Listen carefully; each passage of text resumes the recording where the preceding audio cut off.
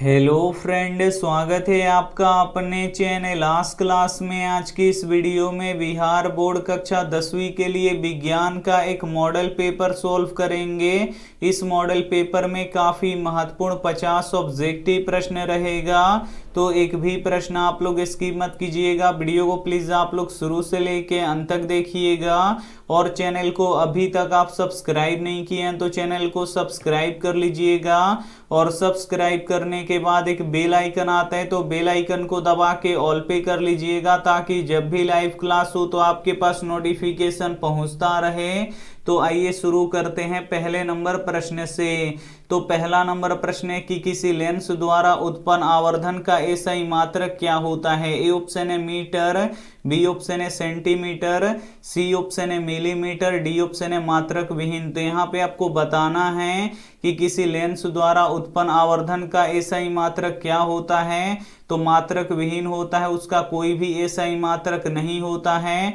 यहाँ पे D option बिल्कुल ही सही हो जाएगा। ये देखते हैं अगला प्रश्न दो नंबर प्रश्न है कि जिस न्यूनतम ताप पर कोई पदार्थ जलना प्रारंभ करता है उसे क्या कहते हैं। ए ऑप्शन है ज्वलन ताप, बी ऑप्शन है क्वथनांक, सी ऑप्शन है दोनों, डी ऑप्शन है इनमें से कोई नहीं। तो यहाँ पे आपको बताना है कि जिस न्यूनतम ताप पर कोई पदार्थ जलना प्रारंभ करता है उसे क्या कहते हैं। तो उसे ज्वलन ताप कहते हैं, इसे आपको याद रखना है। यहाँ पे ए ऑप्शन बिल्कुल ही सही हो जाएगा। ये देखते हैं अगला प्रश्न तीन नंबर प्रश्न है कि मत्स्य का मुख्य श्वसन अंग होता है। ए ऑप्शन है ट्रैकिया, बी ऑप्शन है फेफड़ा, सी ऑप्शन है गिल्स, डी ऑप्शन है नाक। तो यहाँ पे आपको बताना है कि मत्स्य का मुख्य श्वसन अंग होता है। तो मत्स्य किसे कहते हैं, तो मछली को कहते हैं। तो मछली का श्वसन अंग कौन सा होता है, तो गिल्स यानी गलफड़ा होता है, इसे आपको याद रखना है।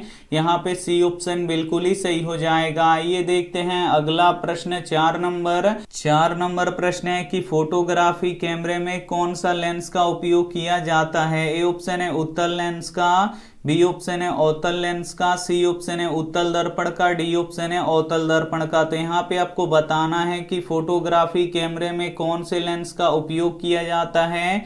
तो उत्तल लेंस का उपयोग किया जाता है, इसे आपको याद रखना है। यहाँ पे ए ऑप्शन बिल्कुल ही सही हो जाएगा। ये देखते हैं अगला प्रश्न पांच नंबर प्रश्न है कि ताजे दूध का पीएच मान कितना होता है। ए ऑप्शन है 4, बी ऑप्शन है 5, सी ऑप्शन है 6.5, डी ऑप्शन है 7। तो यहाँ पे आपको बताना है कि ताजे दूध का पीएच मान कितना होता है। तो ताजे दूध का पीएच मान 6.5 होता है। यहाँ पे सी ऑप्शन बिल्कुल ही सही हो जाएगा। इस मॉडल पेपर में विज्ञान के काफी महत्वपूर्ण 50 ऑब्जेक्टिव प्रश्न बताएंगे, तो एक भी प्रश्न आप लोग स्किप मत कीजिएगा। वीडियो को प्लीज आप लोग शुरू से लेके अंत तक देखिएगा और इसमें से जो भी प्रश्न आपको याद ना हो तो प्लीज आप लोग उसे नोटबुक पे लिख के जरूर याद कर लीजिएगा। और वीडियो को अभी तक आप लाइक नहीं किए तो प्लीज आप लोग वीडियो को लाइक भी कर दीजिएगा। आइए देखते हैं अगला प्रश्न 6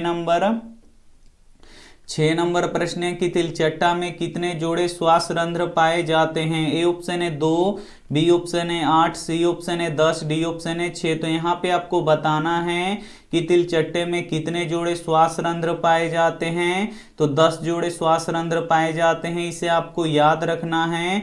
यहाँ पे सी ऑप्शन बिल्कुल ही सही हो जाएगा। आइए देखते हैं अगला प्रश्न 7 नंबर प्रश्न है कि धोबिया सोडा का रासायनिक सूत्र होता है। यहाँ पे आपको बताना है कि धोबिया सोडा यानी धोने वाले सोडा का रासायनिक सूत्र क्या होता है।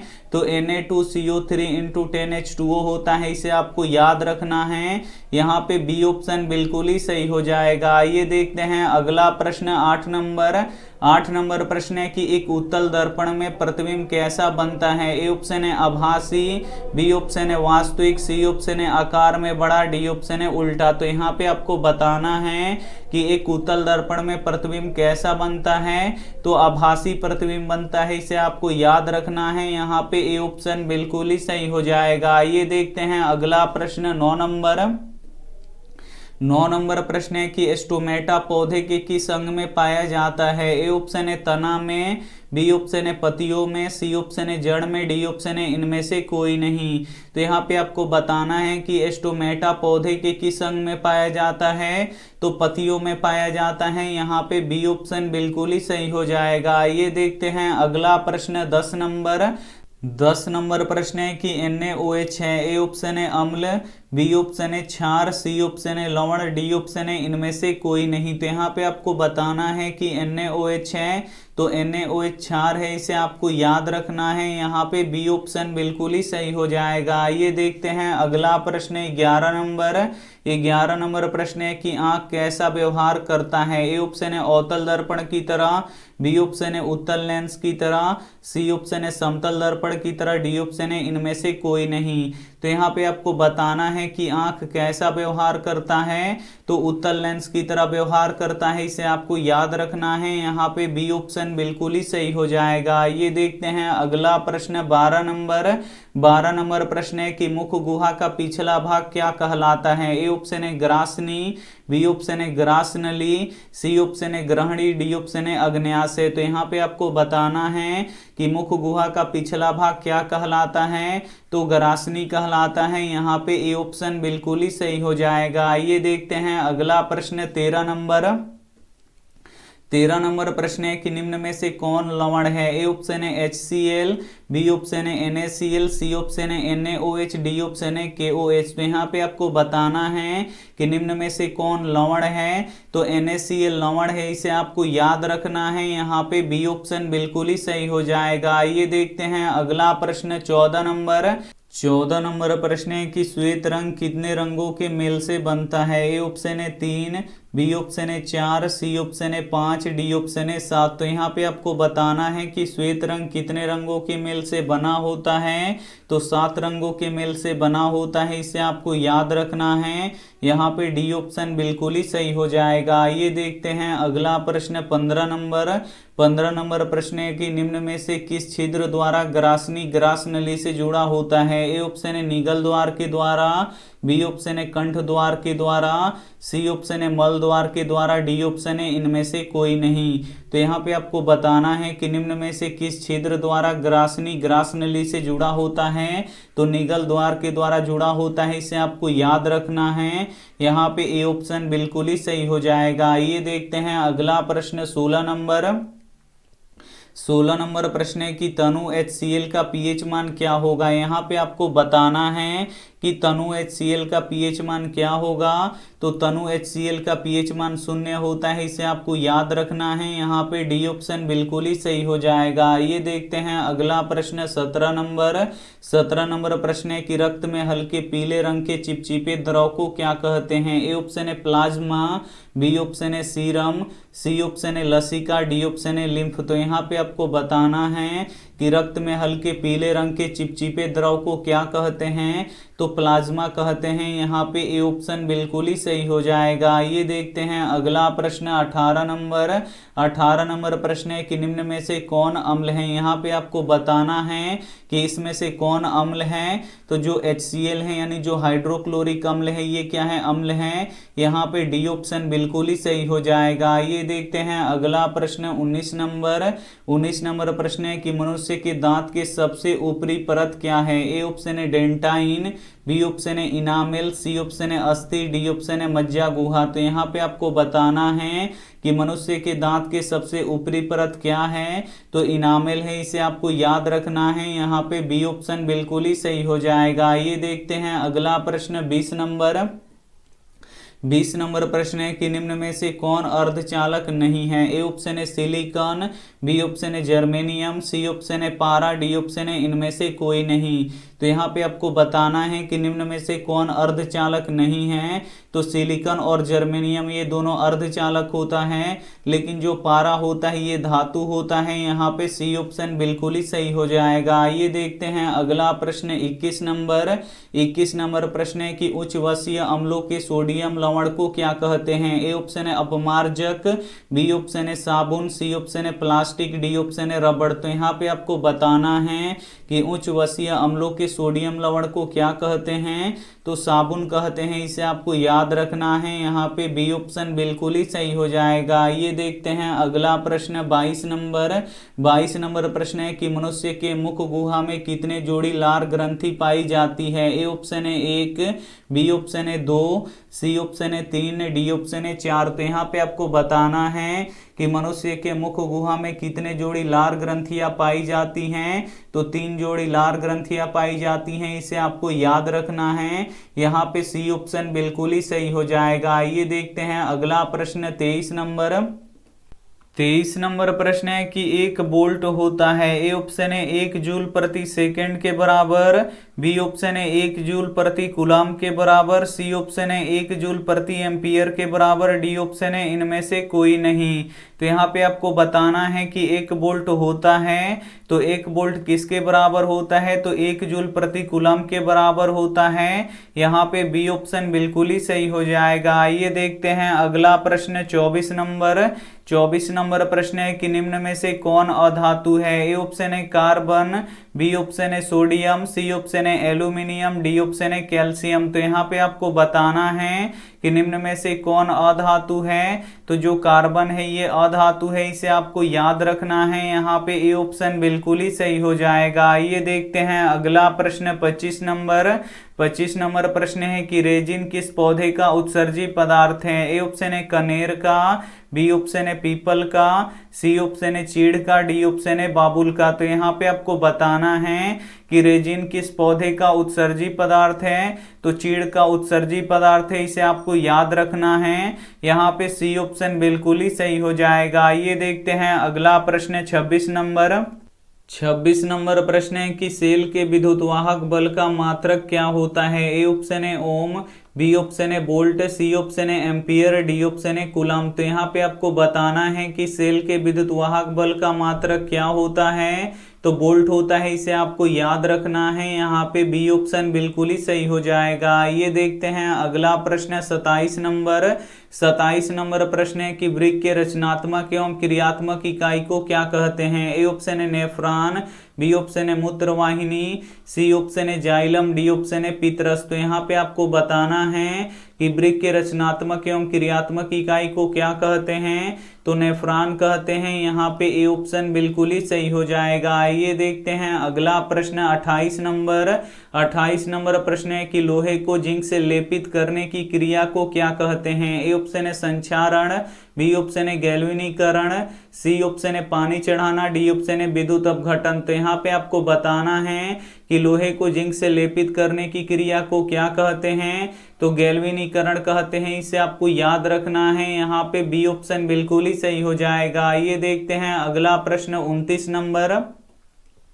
29 नंबर प्रश्न है कि इनमें से कौन विद्युत ऊर्जा को यांत्रिक ऊर्जा में परिवर्तित करता है। ए ऑप्शन है जनरेटर, बी ऑप्शन है विद्युत मोटर, सी ऑप्शन है दोनों, डी ऑप्शन है इनमें से कोई नहीं। तो यहाँ पे आपको बताना है कि इनमें से कौन विद्युत ऊर्जा को यांत्रिक ऊर्जा में परिवर्तित करता है। तो विद्युत मोटर करता है, इसे आपको याद रखना है। यहाँ पे बी ऑप्शन बिल्कुल ही सही हो जाएगा। आइए देखते हैं अगला प्रश्न 30 नंबर। 30 नंबर प्रश्न है कि यूरिया रक्त में कहाँ प्रवेश करती है। ए ऑप्शन है फेफड़ा से, बी ऑप्शन है यकृत से, सी ऑप्शन है श्वास नलिका से, डी ऑप्शन है वृक्क से। तो यहाँ पे आपको बताना है कि यूरिया रक्त में कहाँ से प्रवेश करती है। तो यकृत से प्रवेश करती है, इसे आपको याद रखना है। यहाँ पे बी ऑप्शन बिल्कुल ही सही हो जाएगा। ये देखते हैं अगला प्रश्न 31 नंबर। 31 नंबर प्रश्न है कि धातुओं को जोड़ने में प्रयुक्त गैस है। ए ऑप्शन है एथेन, बी ऑप्शन है मीथेन, सी ऑप्शन है एथाइन, डी ऑप्शन है एथिलीन। तो यहाँ पे आपको बताना है कि धातुओं को जोड़ने में प्रयुक्त गैस है तो एथाइन है, इसे आपको याद रखना है। यहाँ पे सी ऑप्शन बिल्कुल ही सही हो जाएगा। आइए देखते हैं अगला प्रश्न 32 नंबर।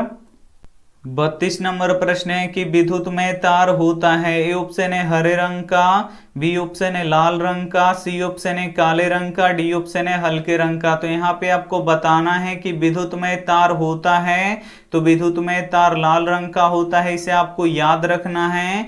यहाँ पे बी ऑप्शन बिल्कुल ही सही हो जाएगा। आइए देखते हैं अगला प्रश्न 33 नंबर।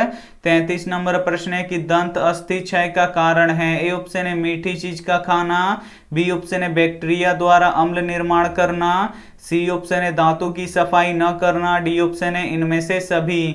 तो यहाँ पे आपको बताना है कि दंत अस्थि क्षय का कारण है तो मीठी चीज का खाना ये है, और बैक्टीरिया द्वारा अम्ल निर्माण करना ये भी है, और दांतों की सफाई न करना ये भी है, यानी इनमें से सभी है। तो यहाँ पे डी ऑप्शन बिल्कुल ही सही हो जाएगा। आइए देखते हैं अगला प्रश्न 34 नंबर। 34 नंबर प्रश्न है कि ऑक्सीजन के दो परमाणुओं के बीच कितने आबंध पाए जाते हैं। ए ऑप्शन है 1, बी ऑप्शन है 2, सी ऑप्शन है 3, डी ऑप्शन है कोई नहीं। तो यहाँ पे आपको बताना है कि ऑक्सीजन के दो परमाणुओं के बीच कितने आबंध पाए जाते हैं। तो द्वि आबंध पाए जाते हैं, इसे आपको याद रखना है। यहाँ पे बी ऑप्शन बिल्कुल ही सही हो जाएगा। आइए देखते हैं अगला प्रश्न 35 नंबर। 35 नंबर प्रश्न है कि चुंबकीय क्षेत्र का एसआई मात्रक क्या होता है। ए ऑप्शन है वेबर, बी ऑप्शन है टेस्ला, सी ऑप्शन है फैराडे, डी ऑप्शन है इनमें से कोई नहीं। तो यहाँ पे आपको बताना है कि चुंबकीय क्षेत्र का एसआई मात्रक क्या होता है। तो टेस्ला होता है, इसे आपको याद रखना है। यहाँ पे बी ऑप्शन बिल्कुल ही सही हो जाएगा। आइए देखते हैं अगला प्रश्न 36 नंबर। 36 नंबर प्रश्न है कि जंतुओं की अपेक्षा पौधों में श्वसन की गति होती है। ए ऑप्शन है धीमी, बी ऑप्शन है तीव्र, सी ऑप्शन है कभी धीमी कभी तीव्र, डी ऑप्शन है इनमें से कोई नहीं। तो यहाँ पे आपको बताना है कि जंतुओं की अपेक्षा पौधों में श्वसन की गति होता है तो धीमी होता है, इसे आपको याद रखना है। यहाँ पे ए ऑप्शन बिल्कुल ही सही हो जाएगा। आइए देखते हैं अगला प्रश्न 37 नंबर। 37 नंबर प्रश्न है कि 1 पिकोमीटर किसके बराबर होता है। काफी महत्वपूर्ण प्रश्न है। यहाँ पे आपको बताना है कि 1 पिकोमीटर किसके बराबर होता है। तो 10 के पावर -12 मीटर के बराबर होता है, इसे आपको याद रखना है। यहाँ पे ए ऑप्शन बिल्कुल ही सही हो जाएगा। आइए देखते हैं अगला प्रश्न 38 नंबर। 38 नंबर प्रश्न है कि हमारी आकाश गंगा की आकृति कैसी है। ए ऑप्शन है दीर्घवृत्तीय, बी ऑप्शन है वृत्तीय, सी ऑप्शन है परवलयी, डी ऑप्शन है सर्पिल। तो यहाँ पे आपको बताना है कि हमारी आकाश गंगा की आकृति कैसी है। तो सर्पिल है, इसे आपको याद रखना है। यहाँ पे डी ऑप्शन बिल्कुल ही सही हो जाएगा। आइए देखते हैं अगला प्रश्न 39 नंबर। 39 नंबर प्रश्न है कि अमीबा में भोजन का पाचन किस अंग में होता है। ए ऑप्शन है कुटपाद में, बी ऑप्शन है कोशिका द्रव में, सी ऑप्शन है केंद्रक में, डी ऑप्शन है भोजन रसधानी में। तो यहाँ पे आपको बताना है कि अमीबा में भोजन का पाचन किस अंग में होता है। तो भोजन रसधानी में होता है, इसे आपको याद रखना है। यहाँ पे डी ऑप्शन बिल्कुल ही सही हो जाएगा। आइए देखते हैं अगला प्रश्न 40 नंबर। 40 नंबर प्रश्न है कि निम्न में से कौन जीव द्रव्यमान ऊर्जा स्रोत का उदाहरण है। ए ऑप्शन है पेट्रोलियम, बी ऑप्शन है बायोगैस, सी ऑप्शन है नाभिकीय ऊर्जा, डी ऑप्शन है इनमें से कोई नहीं।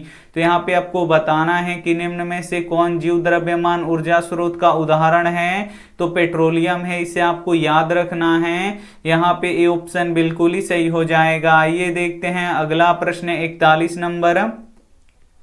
41 नंबर प्रश्न है कि मेंडल ने अपने प्रयोगों में कितने विकल्पी लक्षणों का अध्ययन किया। ए ऑप्शन है 3, बी ऑप्शन है 7, सी ऑप्शन है 5, डी ऑप्शन है 6। तो यहाँ पे आपको बताना है कि मेंडल ने अपने प्रयोगों में कितने विकल्पी लक्षणों का अध्ययन किया।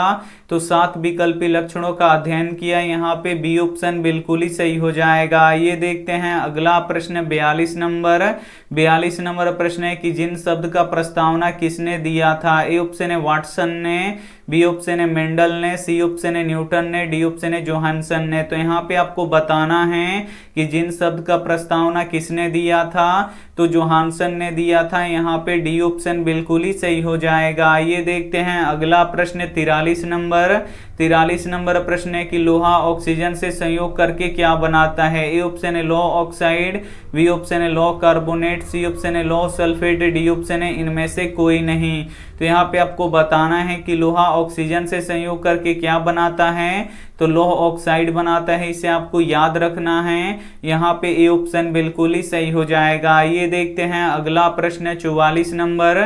44 नंबर प्रश्न है कि मनुष्यों के 22वें जोड़ी क्रोमोसोम को क्या कहते हैं। ए ऑप्शन है ऑटोसोम, बी ऑप्शन है लिंक क्रोमोसोम, सी ऑप्शन है एक्स क्रोमोसोम, डी ऑप्शन है वाई क्रोमोसोम।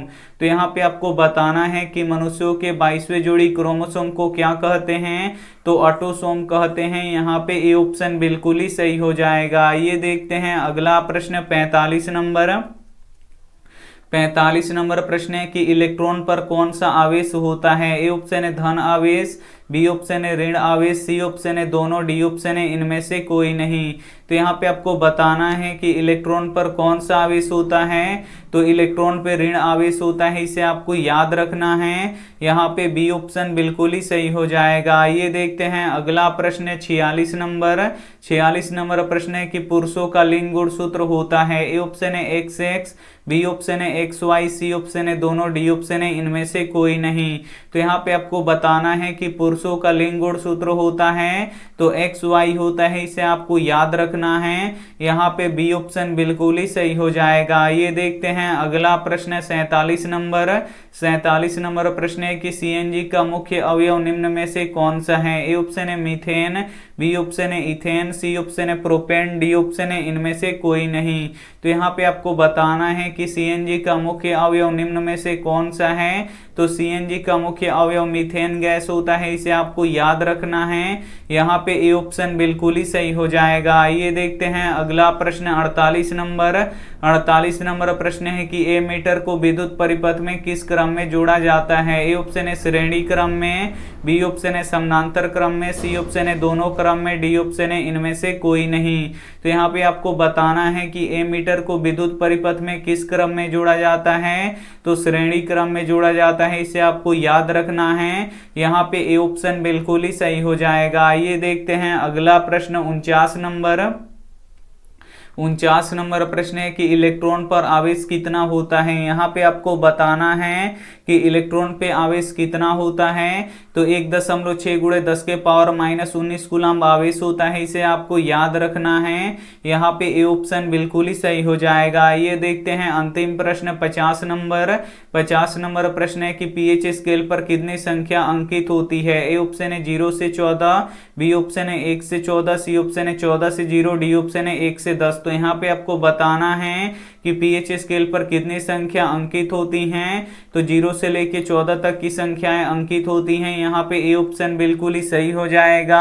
इस मॉडल पेपर में विज्ञान के काफी महत्वपूर्ण 50 ऑब्जेक्टिव प्रश्न बता चुके हैं और इस 50 ऑब्जेक्टिव प्रश्न में से जो भी प्रश्न आपको याद ना हो तो प्लीज आप लोग उसे नोटबुक पे लिख के जरूर याद कर लीजिएगा। और ये रहा आपके लिए होमवर्क प्रश्न, इसका जवाब आपको कमेंट बॉक्स में देना है कि निम्न में से किस में धन या ऋण आवेश नहीं होता है। ए ऑप्शन है बैटरी में, बी ऑप्शन है एमीटर में, सी ऑप्शन है कुंडली में, डी ऑप्शन है वोल्ट मीटर में। तो जो भी आपको ऑप्शन सही लगे वो आप हमें कमेंट करके जरूर बताइएगा। और वीडियो को अभी तक आप लाइक नहीं किए तो प्लीज आप लोग वीडियो को लाइक कीजिएगा, अपने दोस्तों के पास इस वीडियो को जरूर शेयर कीजिएगा। और चैनल को अभी तक आप सब्सक्राइब नहीं किए तो चैनल को सब्सक्राइब कर लीजिएगा। Thank you for watching. मिलते हैं अगले वीडियो में, तब तक अपना ध्यान रखिए, मन लगा के पढ़ाई कीजिए। Take care and bye.